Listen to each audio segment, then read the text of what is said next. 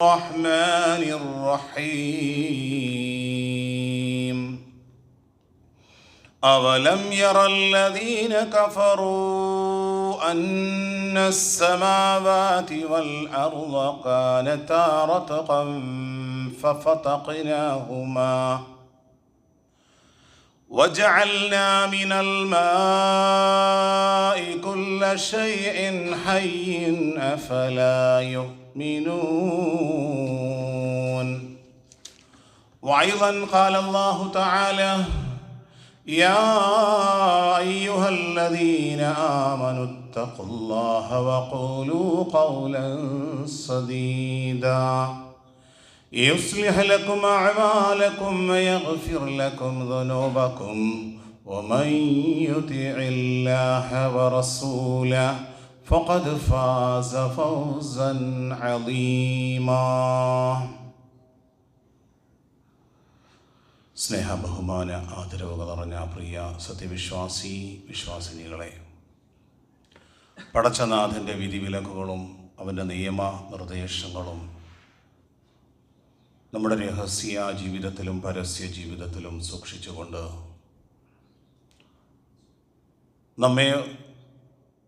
നമ്മുടെ നാഥനായ അള്ളാഹു സദാ വീക്ഷിക്കുന്നുണ്ട് എന്ന ബോധ്യത്തോടെ യഥാർത്ഥ മുത്തക്കികളായി ജീവിതം നയിച്ചു കൊള്ളണമേ എന്ന് ആദ്യമായി സ്വന്തത്തെ മറക്കാതെ നിങ്ങൾ ഓരോരുത്തരെയും സഗൗരവം ഉണർത്തുകയാണ്, വസിയ്യത്ത് ചെയ്യുകയാണ്.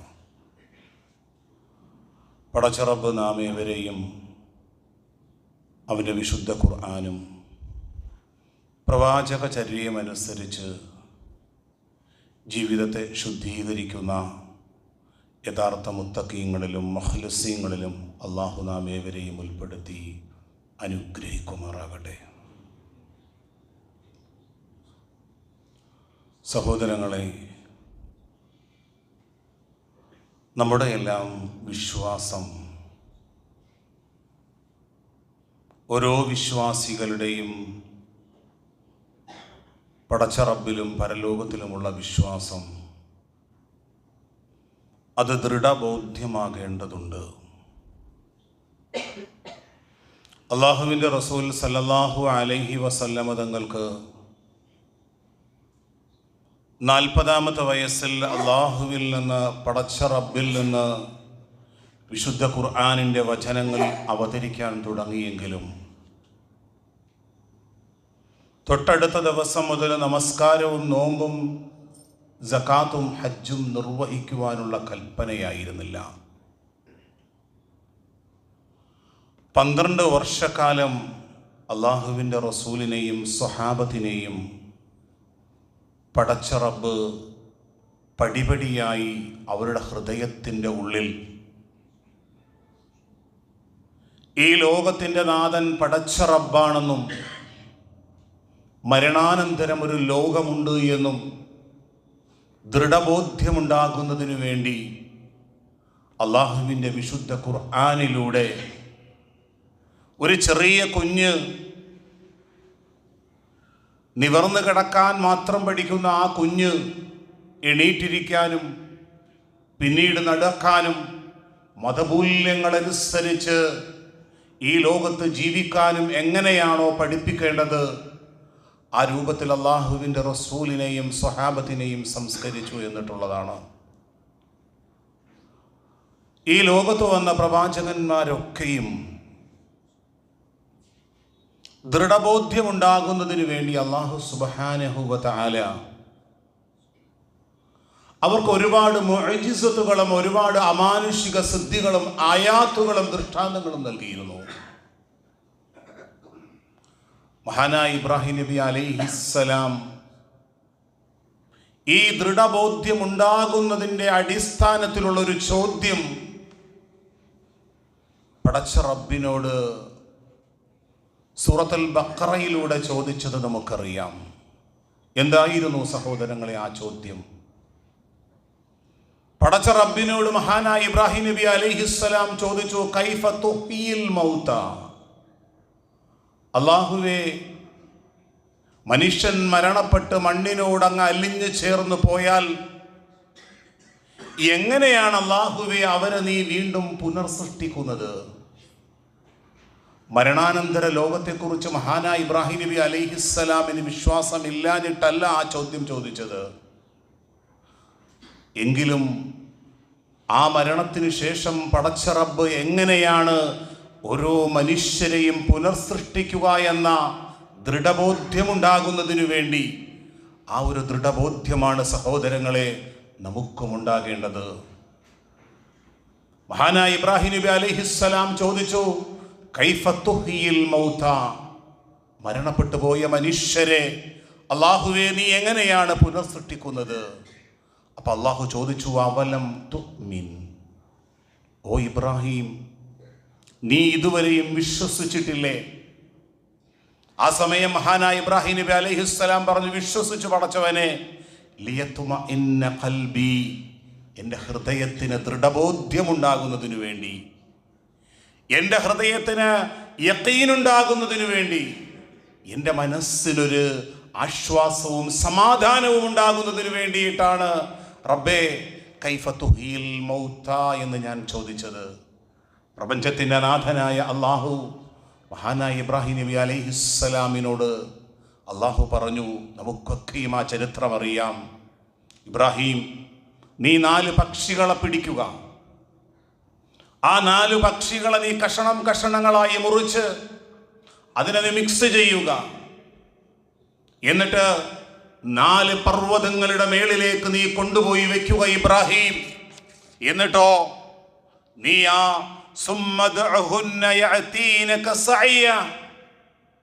പിന്നീട് നീ ആ പക്ഷികളെ വിളിക്കുക,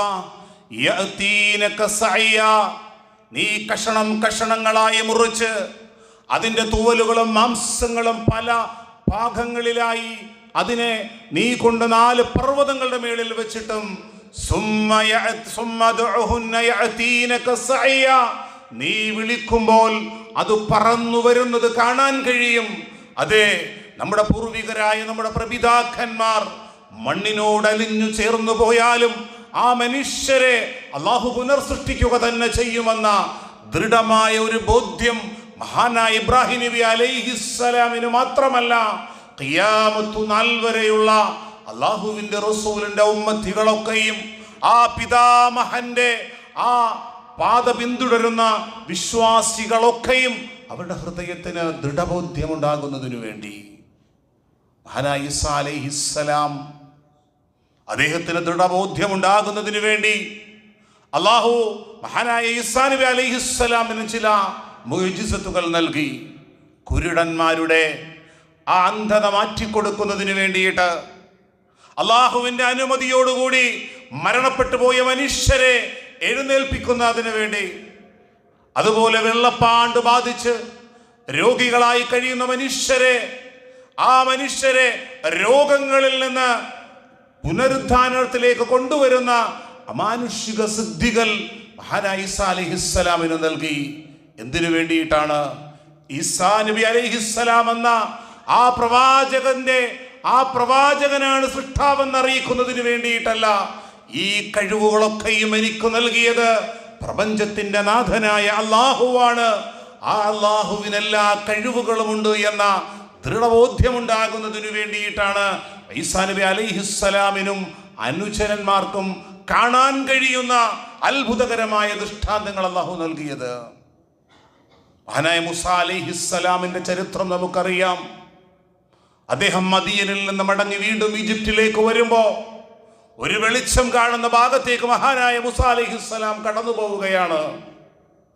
അടുക്കും തോറും അവിടേക്ക് ചെല്ലുമ്പോ ഒരു അശരീരി കേൾക്കുന്നു, യാ മൂസാ ഇന്നനീ അനല്ലാഹ്, ഞാനാണ് ഈ ലോകത്തിന്റെ സൃഷ്ടാവായ അല്ലാഹു മൂസാ എന്ന് മൂസാ നബി അലൈഹിസ്സലാമിനോട് സംസാരിക്കുന്ന റബ്ബ്, ഞാൻ നിങ്ങളോട് സംസാരിക്കുന്നത് പോലെ കലീമുല്ലാഹി മൂസാ നബി അലൈഹിസ്സലാമിന് അല്ലാഹു നൽകിയ ഒരു ദൃഢബോധ്യമുണ്ടാകുന്നതിന് വേണ്ടിയിട്ട് റബ്ബ് നൽകിയ ഒരു മുഅ്ജിസത്തായിരുന്നു. റബ്ബുമായി കമ്മ്യൂണിക്കേഷൻ നടത്താനുള്ള ഒരു കഴിവ് അല്ലാഹു മഹാനായ മൂസാ അലൈഹിസ്സലാമിന് നൽകി. മൂസാ നബി അലൈഹിസ്സലാം മൂസാ നബിയോട് അല്ലാഹു ചോദിച്ചു, യാ മൂസാ, നിന്റെ കൈ വമാ തിൽക ബിയമീനിക യാ മൂസ, നിന്റെ വലത് കൈയിൽ എന്താണ് മൂസ ഇരിക്കുന്നത് എന്ന് മൂസാ നബി അലൈഹിസ്സലാമിനോട് ചോദിക്കുമ്പോൾ മൂസാ നബി അലൈഹിസ്സലാം പറയുന്നു, ഖാല ഹിയ സോയ അതവക്കഉ അലൈഹാ വഅഹ്ശു ബിഹാ അലാ ഗനമി. അല്ലാഹുവേ, ഇതെന്റെ കൈവശമുള്ള എൻ്റെ വടിയാണ്. ഞാൻ നടന്ന് ക്ഷീണമാകുമ്പോൾ ഈ വടിയിൽ ഞാനൊന്ന് പിടിച്ചു നിൽക്കും. അതുപോലെ ഞാൻ എൻ്റെ ആടുകൾക്ക് ഈ മരക്കഷണം കൊണ്ട്, ഈ വടി കൊണ്ട് ഞാൻ ഇലകൾ കൊട്ടിയിട്ട് കൊടുക്കും.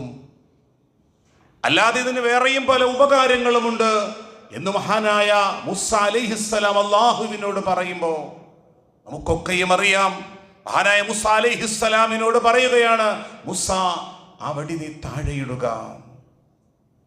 താഴെയിടുന്ന സമയത്ത് അതൊരു സർപ്പമായി, ഒരു പാമ്പായി മാറുന്ന സമയത്ത് സാധാരണ ഒരു മനുഷ്യനായിരുന്ന മൂസ അലൈഹിസ്സലാമിന് ഹൃദയത്തിന്റെ ഉള്ളിൽ ഭയപ്പാടും ഭയാശങ്കകളും വരുന്നു.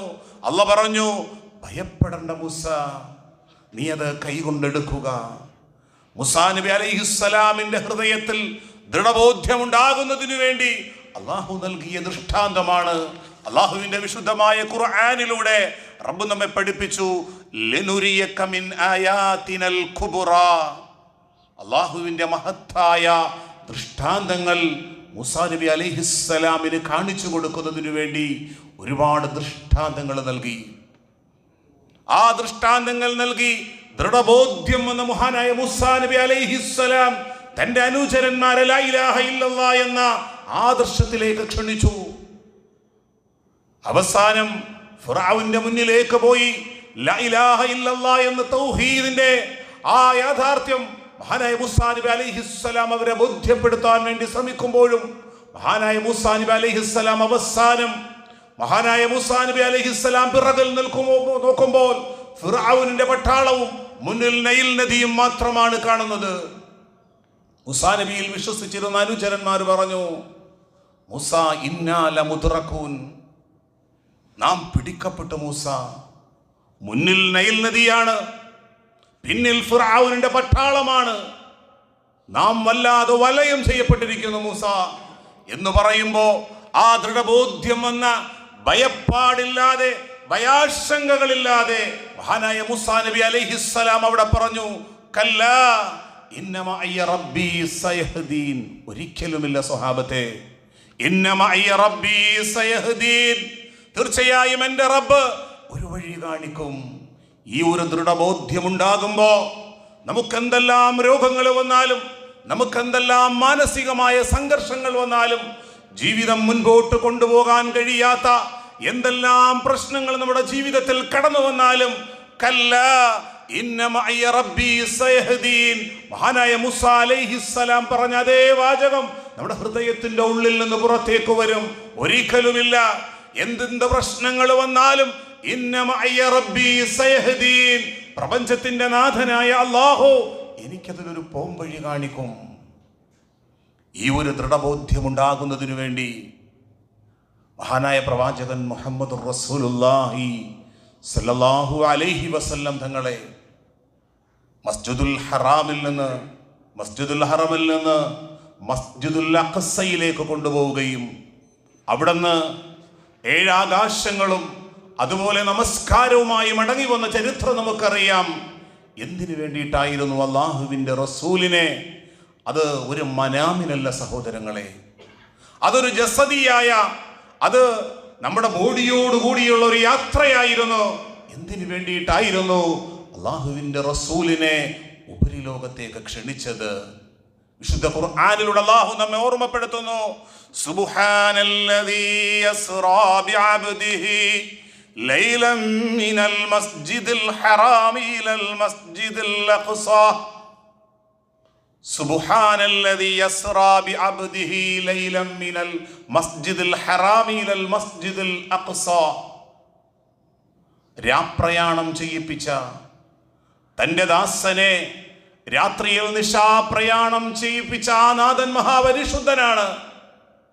മസ്ജിദുൽ ഹറാമിൽ നിന്ന് തുച്ഛം അന്നത്തെ കാലത്ത് 3-4 മാസം യാത്ര ചെയ്ത് പോകാൻ പറ്റുന്ന ദൂരം മിനിറ്റുകൾ കൊണ്ട് മസ്ജിദുൽ ഹറാമിൽ നിന്ന് മസ്ജിദുൽ അഖ്സയിലേക്ക് യാത്ര ചെയ്തു.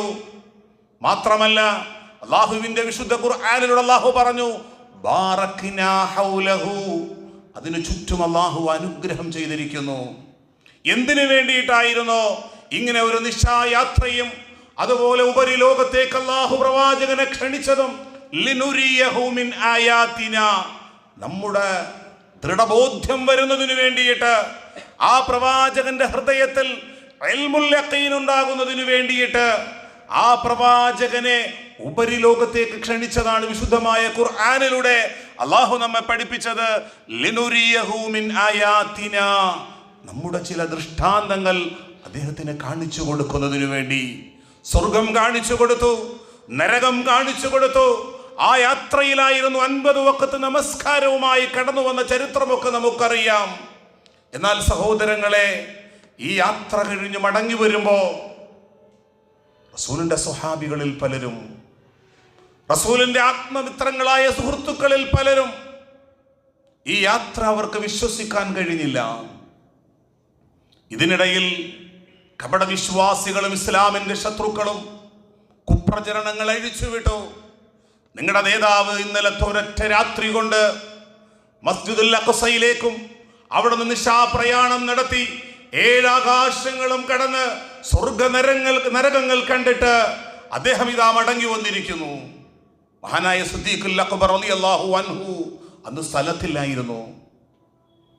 ഇസ്ലാമിന്റെ ബദ്ധവൈരികളായ ശത്രുക്കൾ മഹാനായ സിദ്ദീഖുൽ അക്ബർ റളിയല്ലാഹു അൻഹു വന്നപ്പോ ഈ വിഷയം അബൂബക്കർ സിദ്ദീഖ് റളിയല്ലാഹു അൻഹുവിന്റെ മുന്നിൽ അവതരിപ്പിച്ചു. മഹാനായ സിദ്ദീഖുൽ അക്ബർ റളിയല്ലാഹു അൻഹു ചോദിച്ചു, എന്റെ പ്രവാചകൻ അങ്ങനെ പറഞ്ഞോ? ഞാനത് വിശ്വസിക്കും. ഇതിനേക്കാളും വലിയ ഈ ആകാശത്തിന്റെ, ഈ പ്രപഞ്ചത്തിന്റെ നാഥനിൽ നിന്ന് അള്ളാഹുവിന്റെ വിശുദ്ധമായ ഖുർആൻ പ്രവാചകനിലേക്ക് അവതരിച്ചു എന്ന് പറഞ്ഞത് വിശ്വസിച്ച വ്യക്തിയാണ് ഞാൻ. അള്ളാഹുവിന്റെ റസൂലിൽ ആ പ്രവാചകൻ അങ്ങനെ പറഞ്ഞുവോ? ഞാൻ അങ്ങനെ വിശ്വസിച്ചു. അങ്ങനെ വിശ്വസിച്ചു എന്ന ആ യാഥാർത്ഥ്യം അംഗീകരിച്ചപ്പോഴാണ് മഹാനായ സിദ്ദീഖുൽ അക്ബർ റളിയല്ലാഹു അൻഹുവിന് അബൂബക്കർ സിദ്ദീഖ് എന്ന സ്ഥാനപ്പേരിന് അർഹനാകുന്നത്. സഹോദരന്മാരെ, വിശുദ്ധ ഖുർആനും പരലോകവും ഒരു ദൃഢമായ ഒരു ബോധ്യം വേണം. ഉപരിലോകത്തേക്ക് അള്ളാഹുവിന്റെ റസൂലിനെ ക്ഷണിച്ചത് അവിടുത്തെ നരക ശിക്ഷകളെ കുറിച്ച്, അവിടുത്തെ സ്വർഗത്തിന്റെ അതിമഹത്തായ അനുഗ്രഹങ്ങളെ കുറിച്ച്. ലിനുരിയഹു മിൻ ആയാതിനാ.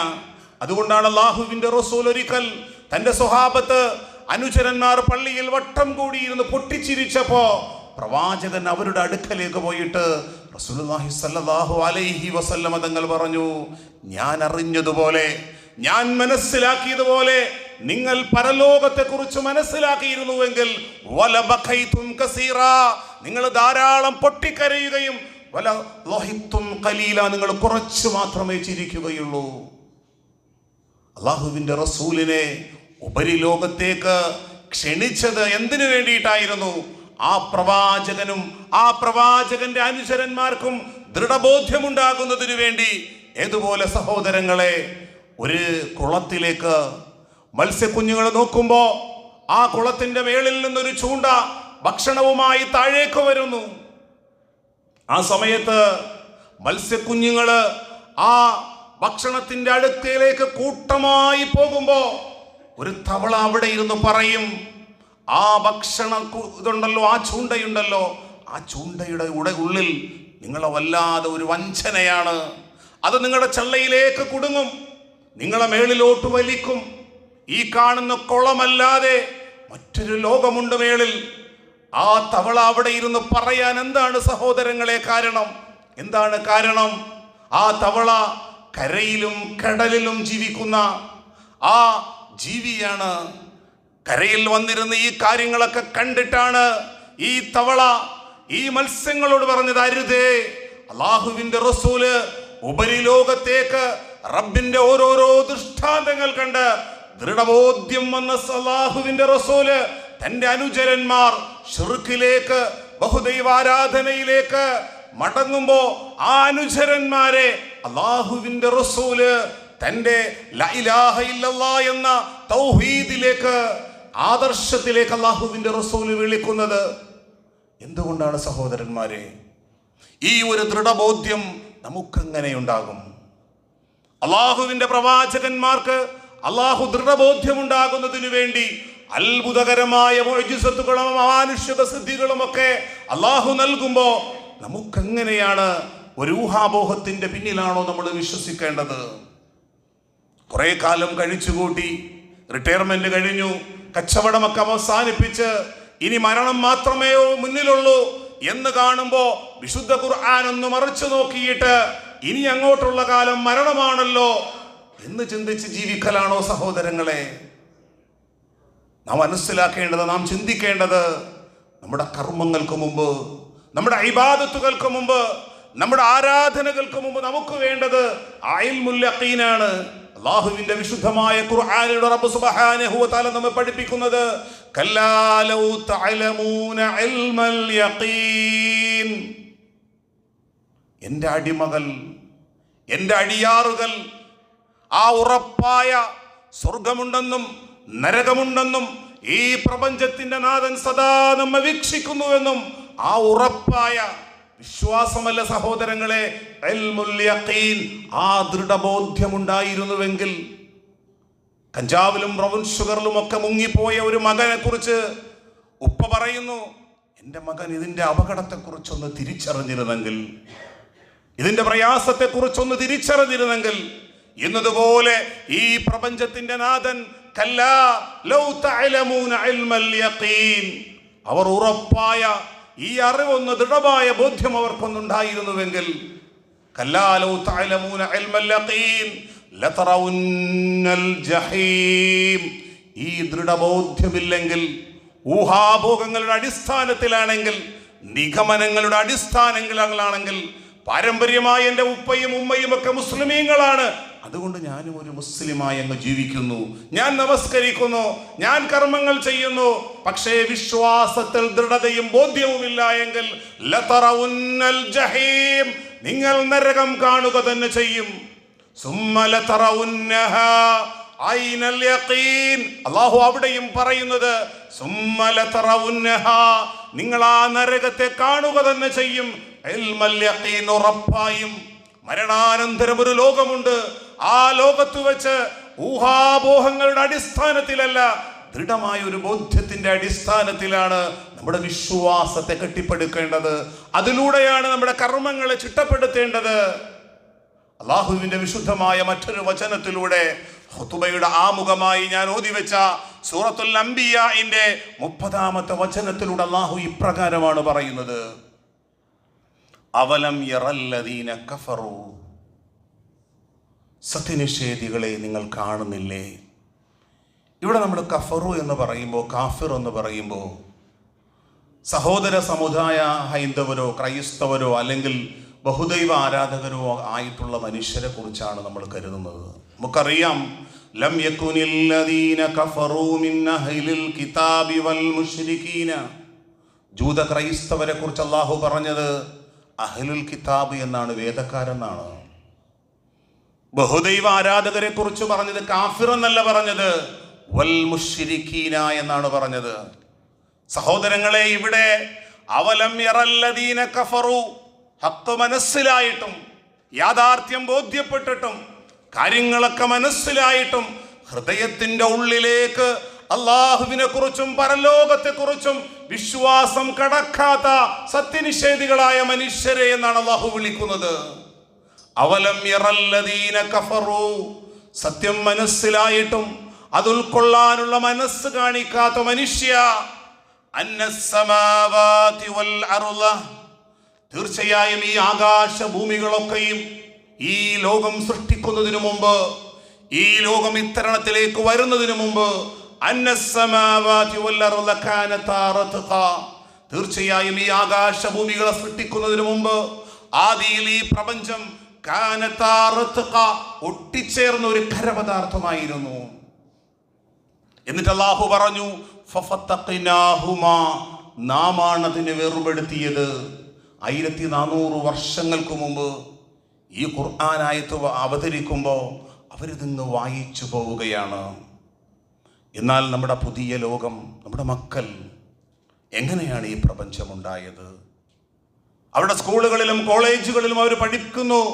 ഒരു വലിയ വിസ്ഫോടനത്തോടെ, ഒരു ബിഗ് ബാങ് തിയറിയോട് കൂടിയിട്ടാണ് ഈ ലോകത്തിന്റെ തുടക്കമെന്ന് അവരുടെ സ്കൂളുകളിലും കലാലയങ്ങളിലും അവരെ പഠിപ്പിക്കുമ്പോ 1400 വർഷങ്ങൾക്ക് മുമ്പ് ഈ ഖുർആൻ അവതരിക്കുമ്പോ, റസൂലിലേക്ക് അവതരിക്കുമ്പോ സ്വഹാബികൾ ഇതിങ്ങ് വായിച്ചു പോവുകയാണ്. എന്നാൽ ഈ പുതിയ കാലത്ത് ജീവിക്കുന്ന നമുക്ക് സൂറത്തുൽ അംബിയാഇന്റെ 30-ാമത്തെ ഈ വചനം ഓതുമ്പോ, അതെ, ആദിയിൽ ഈ ആകാശവും ഭൂമിയും ഒട്ടിച്ചേർന്നതായിരുന്നു. പടച്ച റബ്ബ് പറയുകയാണ്, നാമാണ് അതിനെ വേർപെടുത്തിയത്. എന്നാൽ അവിടെ ആ നാം എന്നുള്ള പ്രയോഗം നമ്മുടെ ശാസ്ത്ര വിദ്യാർത്ഥികൾ പഠിക്കുന്നതിൽ അതൊരു ഊർജമാണ്. അവിടെയാണ് അല്ലാഹു നമ്മെ ബോധ്യപ്പെടുത്തുന്നത്, നാമാണ് അതിനെ വേർപെടുത്തിയത്. എല്ലാ ജീവനുള്ള വസ്തുക്കളെയും അല്ലാഹു ജലത്തിൽ നിന്നും സൃഷ്ടിച്ചു. അഫലാ യുഅ്മിനൂൻ, ഇതുവരെ നിങ്ങൾക്ക് വിശ്വസിക്കാൻ സമയമായില്ലേ? അല്ലാഹു നമ്മളോടാണ് ചോദിക്കുന്നത്. നമ്മുടെ വിശ്വാസം ഊഹങ്ങളുടെ അടിസ്ഥാനത്തിലല്ല സഹോദരങ്ങളെ. നമ്മുടെ ഉപ്പയും ഉമ്മയും ഒക്കെ അബ്ദുള്ളയും ആമിനയും എന്നൊക്കെ പറയുന്ന മുസ്ലിം പേരുകാരായതുകൊണ്ടല്ല. അള്ളാഹുവിന്റെ വിശുദ്ധമായ ഖുർആൻ പഠിക്കുകയും അതിനെക്കുറിച്ച് ചിന്തിക്കുകയും ആലോചിക്കുകയും ചെയ്ത് അവരുടെ ജീവിതത്തെ ചിട്ടപ്പെടുത്താൻ കഴിയണം. ഈ ദൃഢബോധ്യം അവർക്കുണ്ടാകുമ്പോ അല്ലദീന യദ്കുറൂനല്ലാഹ്, അവർ അള്ളാഹുവിനെ ധാരാളം സ്മരിക്കും. എങ്ങനെയാണ് അവർ അള്ളാഹുവിനെ സ്മരിക്കുന്നത്? ഖിയാമൻ വഖുഊദൻ വഅലാ ജുനൂബിഹിം, അവർ കിടന്നുകൊണ്ടും അവർ ഇരുന്നുകൊണ്ടും അവർ പാദങ്ങളിൽ കിടന്നുകൊണ്ടും നിന്നുകൊണ്ടുമൊക്കെ അവർ അള്ളാഹുവിനെ സ്മരിക്കും. പടച്ച റബ്ബിനെ കുറിച്ച് അവർക്ക് ബോധ്യമുണ്ടാകും.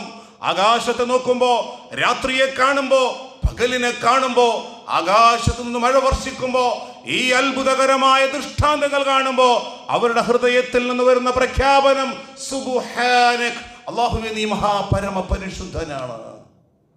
അവരുടെ നമസ്കാരങ്ങളിൽ പ്രപഞ്ചത്തിന്റെ നാഥനായ അല്ലാഹുവേ നീയാണ് അത്യുന്നതനായ ഒരു നാഥൻ, നീയാണ് ഈ സൂര്യനെ ഉദിപ്പിക്കുന്നവൻ, ഇതസ്തമിപ്പിക്കുന്നവൻ, റബ്ബേ നീയാണ്. അവർ അല്ലാഹുവിനെ ധാരാളം സ്മരിക്കുന്നതിന്റെ കാരണം അവിടെ ഹൃദയത്തിൽ ഈ ദൃഢബോധ്യമുണ്ടാകുന്നു. ഈ ദൃഢബോധ്യമുള്ള യഥാർത്ഥ വിശ്വാസികളിൽ അല്ലാഹു നാം അവരെയും ഉൾപ്പെടുത്തി അനുഗ്രഹിക്കുമാറാകട്ടെ.